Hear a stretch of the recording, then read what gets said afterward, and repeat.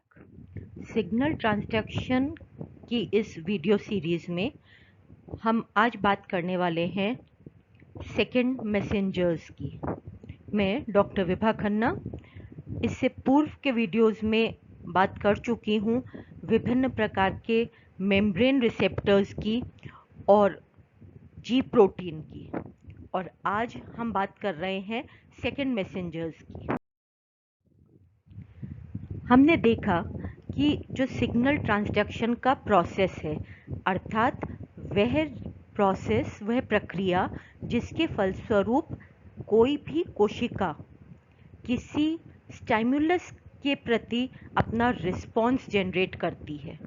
That is how a cell is able to respond to a particular stimuli that is present in its environment. और उसमें हमने बात करी कि विभिन्न प्रकार के स्टिमुलाई हो सकते हैं ये फिजिकल एनवायरनमेंट में, जैसे अपने लाइट, कोई केमिकल, हार्मोन्स या कोई पैथोजेंस। और जब ये किसी कोशिका के कांटेक्ट में आते हैं तो कोशिका जो मेम्ब्रेन है, कोशिका झिल्ली है, सेल मेम्ब्रेन है, उसमें उपस्थित जो इंटीग्रल प्रोटीन्स है, some of them they act as the receptors of these signal molecules, जिनको हम लिगैंड मॉलिक्यूल्स भी कहते हैं। और जब ये लिगैंड किसी रिसेप्टर के कांटेक्ट में आता है तो उस रिएक्शन के फलस्वरूप साइटोप्लाज्म में, that is within the cell, एक रिएक्शन सीक्वेंस स्टार्ट हो जाती है। And the first step in that reaction sequence is production of second messengers. तो ये second messengers विभिन्न प्रकार के हो सकते हैं, जैसे कैल्शियम आयंस। जीपीसीआर जी प्रोटीन्स को एक्टिवेट करते हैं, और ये जो जी प्रोटीन्स हैं ये सेकेंड मैसेंजर्स को प्रोड्यूस करते हैं, जिसमें हम पिछले वीडियोस में जब हमने जी प्रोटीन्स का एक्शन मैकेनिज्म देखा था तो हमने देखा था कि डीएजी, डायएसिल ग्लिसरॉल, या आईपी3 और या अपनी साइक्लिक एएमपी, ये प्रोड्यूस होते हैं जब जी प्रोटीन किसी पर्टिकुलर एंजाइम को प्रभावित करता है।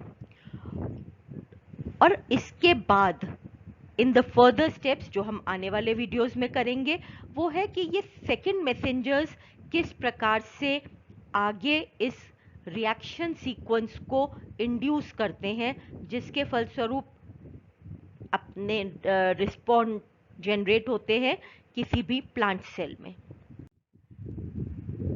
ये सेकेंड मैसेंजर्स होते क्या हैं? देखिए, फर्स्ट मैसेंजर तो वो लिगैंड मॉलिक्यूल्स हुए जो आकर के बाह्य एनवायरनमेंट में सेल मेम्ब्रेन के कांटेक्ट में आए। यदि उन इफ दे आर थोड़े बड़े molecules, if they are unable to diffuse through the cell membrane, तो उनके रिसेप्टर्स सेल मेम्ब्रेन रिसेप्टर्स होते हैं। और यदि वो छोटे मॉलिक्यूल हैं, जैसे नाइट्रस ऑक्साइड है, या लिपोफिलिक होते हैं जो लिपिड मेम्ब्रेन में से पास होकर के साइटोप्लाज्म में स्वतः प्रवेश कर सकते हैं, तो उस केस में ये जो डिफरेंट लिगैंड मॉलिक्यूल्स हैं, they are received by certain proteinaceous molecules, जिनको हम रिसेप्टर्स कहते हैं। तो ये जो लिगैंड मॉलिक्यूल्स हैं, they are the first messengers. यह एनवायरनमेंट में उपस्थित सिग्नल का मैसेज कोशिका तक ला रहे हैं, फर्स्ट मैसेंजर। और इन फर्स्ट मैसेंजर के रिसेप्टर के रिएक्शन के फलस्वरूप कुछ छोटे non proteinaceous water soluble molecules या आयंस का निर्माण होता है विद इन द साइटोप्लाज्म। अब जब हम कह रहे हैं वाटर सॉल्युबल मॉलिक्यूल्स, तो हमें पता है इन the cytoplasm water is the main solvent.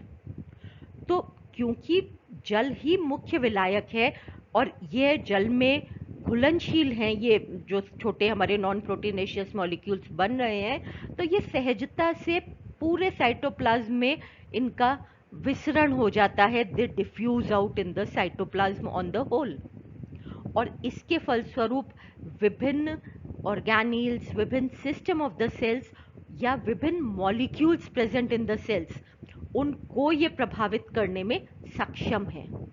तो such molecules such as small, non-proteinaceous, water-soluble molecules which spread throughout the cell easily by diffusion and which are produced because of the reaction of the first messenger with the receptor. Yeah, reaction of the ligand with the receptor.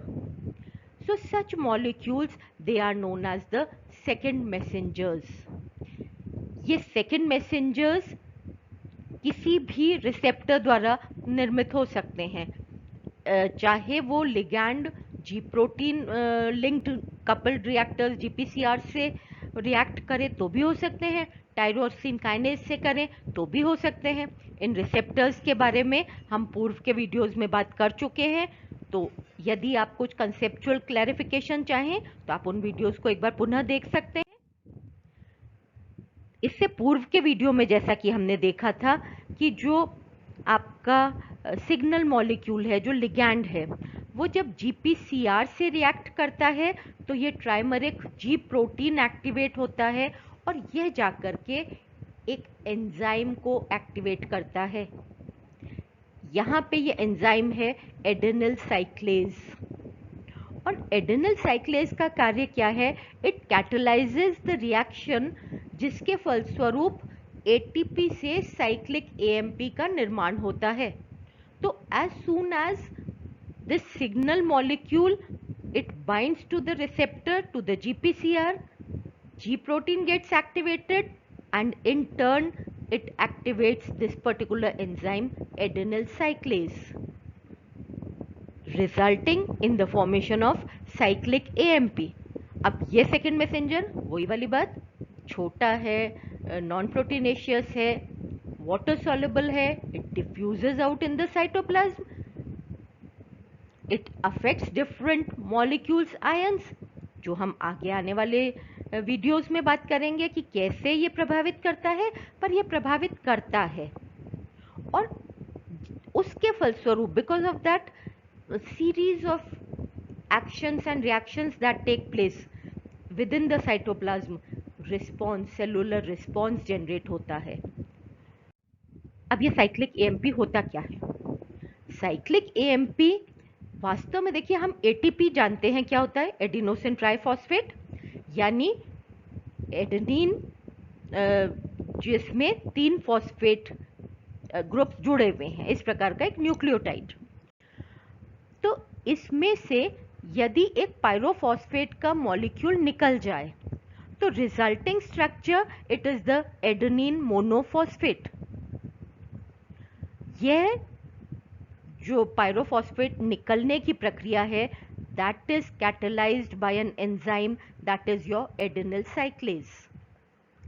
और as soon as ये pyrophosphate निकल जाता है, उस समय ये जो हमारा बचा हुआ एक फॉस्फेट ग्रुप है, it has got the negative charge, so what it do is ये रिएक्ट कर लेता है हमारे 3 प्राइम कार्बन जो है हमारा पेंटोज शुगर का, उस पे उपस्थित हाइड्रोक्सिल ग्रुप से, and this results in the formation of this cyclic structure. इसलिए हम इस एडेनिन मोनोफॉस्फेट को कहते हैं साइक्लिक एडेनिन मोनोफॉस्फेट या cyclic AMP. And this particular molecule plays a very important role in the cell physiology, और यह कहलाता है, it acts as a second messenger, और ये है अपना cyclic AMP. By some other enzyme that is phosphodiesterase enzyme की सहायता से यदि इसमें जल का अणु जुड़ जाता है तो ये एएमपी बन जाता है। Now this is the inactive form. Active form है जब ये साइक्लिक रूप में होगा, और जब ये नॉन साइक्लिक सिर्फ एडेनिन मोनोफॉस्फेट के रूप में होगा, ये साइकिल खुल गई है, तो that is the inactive form of this second messenger. क्योंकि कोई भी प्रक्रिया किसी भी कोशिका में इंड्यूस भी होनी चाहिए और सही परिस्थितियों के अनुरूप उसका रुकना भी आवश्यक है। Everything ought to be under control. So this is the inactive form of adenine monophosphate, the second messenger, sorry. तो इस प्रकार से यह जो हमारी एक साइकिल शुरू हुई, ये सेकेंड मैसेंजर की हुई cyclic AMP pathway. Cyclic AMP pathway को अगर हम एक बार पुनः दोहराएं तो जो रिसेप्टर है यह जीपीसीआर भी हो सकता है, टायरोसिन काइनेज रिसेप्टर भी हो सकता है। किसी भी मेम्ब्रेन रिसेप्टर पे जब कोई सिग्नल मॉलिक्यूल या लिगैंड बाइंड करता है तो उसके फलस्वरूप जो रिएक्शन होता है उसमें एक एंजाइम एडेनिल साइक्लेज एक्टिवेट हो रहा है। यदि जीपीसीआर है तो जी प्रोटीन के माध्यम से ये एडेनिल साइक्लेज एक्टिवेट होगा, और यदि टायरोसिन काइनेज है तो उसका जो इंटरनल पार्ट होता है वो अपना एक्टिवेट हो जाता है, उसमें फॉस्फेट ग्रुप जुड़ जाते हैं, तो वो एक्टिवेटेड टायरोसिन काइनेज इस एंजाइम को एक्टिवेट कर सकता है। तो by any means when this particular enzyme adenyl cyclase it gets activated, it forms cyclic AMP, and this cyclic AMP is the आपका सेकेंड मैसेंजर। और यह जो सेकेंड मैसेंजर है यह प्रभावित करता है अन्य प्रोटीन्स को, and the protein that is affected, जो इफेक्टर मॉलिक्यूल है for this cyclic AMP, that is your protein kinase C, PKA. जो काइनेज और फॉस्फेटेज ये दो प्रकार के जो प्रोटीन्स हैं, they play a very essential role in your signal transduction chain. Gradually जैसे हम सिग्नल ट्रांसडक्शन के प्रोसेस को आगे समझते जाएंगे आने वाले वीडियोस में, तो their role it will be all the more clear. पर यहाँ पे यह बात जान लेना काफ़ी है जब हम सेकेंड मैसेंजर के रूप में बात कर रहे हैं साइक्लिक एएमपी की, कि यह साइक्लिक एएमपी के बहुत से अणु बनते हैं एडेनिल साइक्लेज के द्वारा, क्योंकि बहुत से एटीपी साइक्लिक एएमपी में परिवर्तित हो जाते हैं, and all these molecules they diffuse out in the entire cytoplasm, in turn activating many molecules of these protein kinase A। तो इस प्रकार से देखिए ये जो सिग्नल है that is received by the cell, it amplifies itself within the cytoplasm. तो second messenger का क्या कार्य है? सेकेंड मैसेंजर का कार्य है कि विभिन्न इफेक्टर मॉलिक्यूल्स को प्रभावित करना, उसके जो अपना कोई भी सिग्नल है उसके प्रभाव को एम्प्लीफाई करना, मैग्नीफाई करना। एक साथ बहुत से रिस्पॉन्स जनरेट हो सकते हैं एक एनवायरमेंटल फैक्टर के द्वारा। तो वो कैसे संभव है? वो संभव है क्योंकि ये जो सेकेंड मैसेंजर्स हैं ये एक से अधिक प्रकार के इफेक्टर मॉलिक्यूल्स को प्रभावित कर सकते हैं। Many molecules of second messengers are produced, and those molecules they are capable of producing effect or affecting different types of, and in multiple numbers, different effector molecules, और हर इफेक्टर मॉलिक्यूल अपने अनुरूप response generate करेगा। So in this manner the second messenger it plays a very vital role in signal transduction process. अभी हमने बात करी एक second messenger की, दैट इज साइक्लिक एएमपी, जो एडेनिल साइक्लेज द्वारा बनता है। इससे पूर्व के वीडियो में जब हम जी प्रोटीन की बात कर रहे थे तो हमने देखा था कि G protein phospholipase C enzyme को भी एक्टिवेट कर सकता है। There are different types of G proteins depending upon the particular signal that is received by the GPCR। एक पर्टिकुलर एक विशिष्ट प्रकार का जी प्रोटीन एक्टिवेट होगा, और यह पर्टिकुलर विशिष्ट प्रकार का स्पेसिफिक जी प्रोटीन अपने अनुरूप एंजाइम को एक्टिवेट करेगा।